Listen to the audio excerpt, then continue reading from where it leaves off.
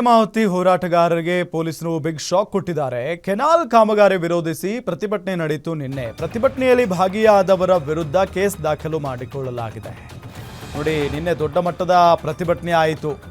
ಪೊಲೀಸರ ವಿರುದ್ಧನೇ ನಿಂತ್ಕೊಂಡ್ಬಿಟ್ಟಿದ್ರು ಜನ ಎಲ್ಲ.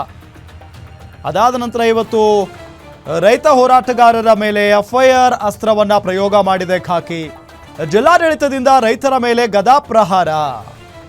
ಗುಬ್ಬಿ ಪೊಲೀಸ್ ಠಾಣೆಯಲ್ಲಿ 11 ಎಫ್ಐಆರ್ ದಾಖಲು ಮಾಡಲಾಗಿದೆ.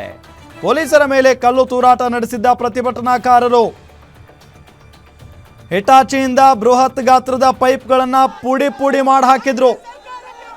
ಇದೆಲ್ಲವನ್ನ ಗಮನಿಸಿ ಈಗ ಪ್ರತಿಭಟನಾಕಾರರ ಮೇಲೆ 11 ಎಫ್ಐಆರ್ಗಳನ್ನ ಹಾಕಲಾಗಿದೆ ಅನ್ನೋದು ಗೊತ್ತಾಗ್ತಾ ಇದೆ. ನೋಡಿ, ರೈತ ಹೋರಾಟಗಾರರ ಮೇಲೆ ಎಫ್ಐಆರ್ ಅಸ್ತ್ರವನ್ನ ಪ್ರಯೋಗ ಮಾಡಿದ್ದಾರೆ. ನಿನ್ನೆ ಹೆಂಗಾಯ್ತು ಅಂತ ಅಂದ್ರೆ, ರೈತ ಹೋರಾಟಗಾರರನ್ನ ವಶಕ್ಕೆ ತೆಗೆದುಕೊಳ್ಳೋದಕ್ಕೆ ಪೊಲೀಸ್ನವರು ಬಸ್ಗಳನ್ನು ತರಿಸಿದ್ರು. ಆ ಸಂದರ್ಭದಲ್ಲಿ ಆ ಬಸ್ಗಳನ್ನ ತಳ್ಳಿ ಬೀಳಿಸೋದಕ್ಕೆ ಪ್ರಯತ್ನ ಕೂಡ ನಡೀತು ರೈತರಿಂದ. ಜೊತೆಗೆ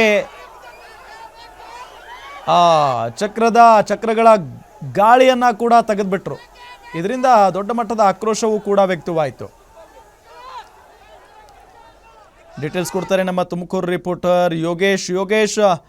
ನಿಜಕ್ಕೂ ಕೂಡ ಇದು ರೈತರ ಪ್ರತಿಭಟನೆಯನ್ನು ಹತ್ತಿಕ್ಕುವಂಥ ಕೆಲಸನ? ಯಾಕೆಂತ ಹೇಳಿದ್ರೆ ನಿನ್ನೆ ಎಲ್ಲ ಸುಮ್ಮನೆ ಇದ್ದು ಈಗ ಏಕಾಏಕಿಯಾಗಿ 11 ಎಫ್ಐಆರ್ಗಳನ್ನು ದಾಖಲು ಮಾಡಿದ್ದಾರೆ ಅಂದರೆ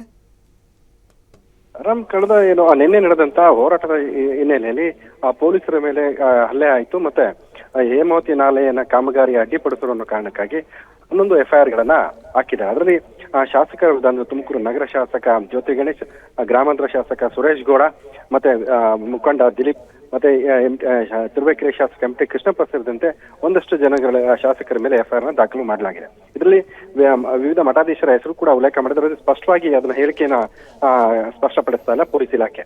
ಈ ಹಿನ್ನೆಲೆಯಲ್ಲಿ ಇವತ್ತು ತುಮಕೂರಲ್ಲಿ ಈ ವಿಚಾರವಾಗಿ ಇಬ್ರು ಮಾತಾಡಿದ್ರೊಬ್ರು ಗುಬ್ಬಿ ಕ್ಷೇತ್ರ ಶಾಸಕ ಶ್ರೀನಿವಾಸ್ ಅವರು ಕೂಡ ಈ ಘಟನೆಯನ್ನು ತೀವ್ರವಾಗಿ ಖಂಡಿಸಿದ್ದಾರೆ. ಮತ್ತೆ ಏನು ಒಂದು ವೇಳೆ ಕಾನೂನು ರೀತಿ ವಿರುದ್ಧವಾಗಿ ನಡ್ಕೊಂಡವ್ರಿಗೆ ಮಾತ್ರ ಎಫ್ಐಆರ್ ದಾಖಲು ಮಾಡ್ತೀವಿ, ಅನಗತ್ಯವಾಗಿ ಮುಕ್ತರ ಮೇಲೆ ರೈತರ ಮೇಲೆ ಒಂದು ಬಾರಿ ಎಫ್ಐಆರ್ ಮಾಡಿದ್ರೆ ಹೋರಾಟ ಮಾಡ್ತೀನಿ ಅಂತ ಹೇಳಿದ್ದಾರೆ.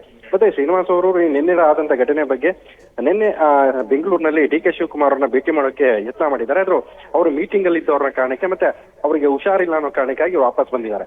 ಇದಾದ ನಂತರ ಮತ್ತೆ ಅವ್ರನ್ನ ಮೀಟ್ ಮಾಡೋದಕ್ಕೆ ಇವತ್ತು ಅಥವಾ ನಾಳೆ ಹೋಗ್ತೀನಿ ಅಂತ ಹೇಳಿದ್ದಾರೆ. ಇದಾದ ನಂತರ ಅವ್ರು ಏನ್ ಮಾಡ್ತಾರೆ, ಯಾವ ರೀತಿ ಕ್ರಮ ತಗೋತಾರೆ ಅದ್ರ ಮೇಲೆ ಹೋರಾಟ ಮಾಡ್ತೀನಿ ಅಂತ ಹೇಳ್ಕೊಂಡಿದ್ದಾರೆ. ಇನ್ನು ಎಫ್ಐಆರ್ ವಿಚಾರವಾಗಿ ಇವತ್ತು ದಿಲೀಪ್ ಕುಮಾರ್ ಅವರು ಒಂದು ಹೇಳಿಕೆಯನ್ನು ಕೊಟ್ಟಿದ್ದಾರೆ.